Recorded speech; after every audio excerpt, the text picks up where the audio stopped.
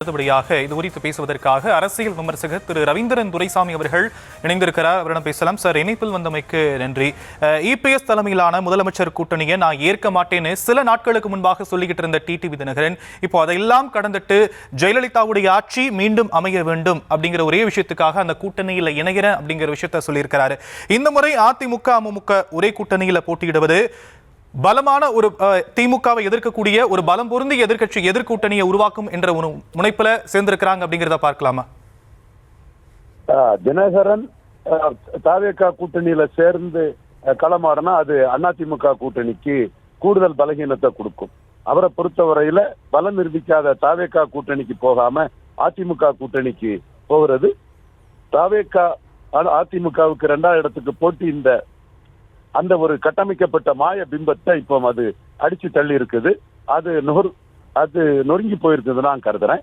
மற்றபடி தினகரன் உடைய இந்த அதிமுக கூட்டணியில இடம்பெறது பெரிய அளவு பலம் தருமானு கேட்டா என்ன பொறுத்த அளவுல அது பெரிய அளவுல பலம் தரும்னு நான் கருதல. காரணம், தினகரன் அவர்கள் இந்த தேர்தல் காலகட்டத்திற்கு முன்பு வரை எடப்பாடி பழனிசாமியை மிக கடுமையாக விமர்சனம் செய்து வந்தார். எடப்பாடி பழனிசாமியும் தினகரனை மிக கடுமையாக விமர்சனம் செய்து வந்த சூழ்நிலையில் நாம் இதை இன்னொரு உதாரணமாக எடுத்துக்கொண்டால் 2019ஆம் ஆண்டு மக்களவைத் தேர்தலில் தினகரன் அவர்கள் 38 இடங்களில் போட்டியிட்டு 5.5 விழுக்காடு வாக்குகள் பெற்றிருந்தார்.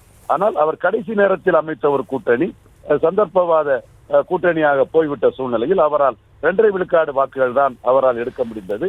அதற்கு பிறகு அவர் அதிக இடங்களில் போட்டியிடாமல் 2 இடங்களில் மட்டுமே போட்டியிட்டு சுமார் 1 விழுக்காடு வாக்குகள் தான் எடுத்திருந்தார். அந்த 1 விழுக்காடு வாக்குகளை அவர் எடுக்கும் போது கூட அண்ணாமலை அவர்கள் இந்த மக்களவை தேர்தலுக்கு பிறகு முக்குலத்தோர் கையில் அதிமுக வந்துவிடும் என்று சொல்லிதான் முக்குலத்தோர் வாக்குகளை என்டிஏ வசப்படுத்தினார். இப்பொழுது அதிமுக எடப்பாடி தலைமையிலான அணியில் தினகரன் சேர்ந்திருப்பது எந்த அளவிற்கு அது கெமிஸ்ட்ரி இருக்கும், வாக்கு பரிமாற்றம் இருக்கும் என்பது மிகப்பெரிய கேள்விக்குறிதான். எது எப்படியோ ஒரு 35 விழுக்காடு பலம் கொண்ட ஒரு அணியில் தினகரன் சேர்ந்திருப்பது தினகரனுக்கும் ஏற்கனவே இருந்த நிலையை விட அரித்மெட்டிக்கலி ஒரு பிளஸ் தான் என்பதையும் நாம் மறுக்க முடியாது.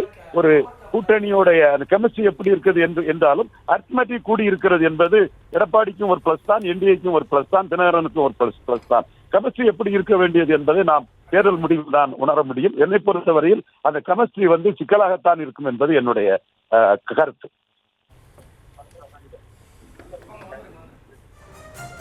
நன்றி திரு ரவீந்திரன் துரைசாமி. இணைப்பில் உங்களுடைய கருத்துக்களை பகிர்ந்தமைக்கு நன்றி.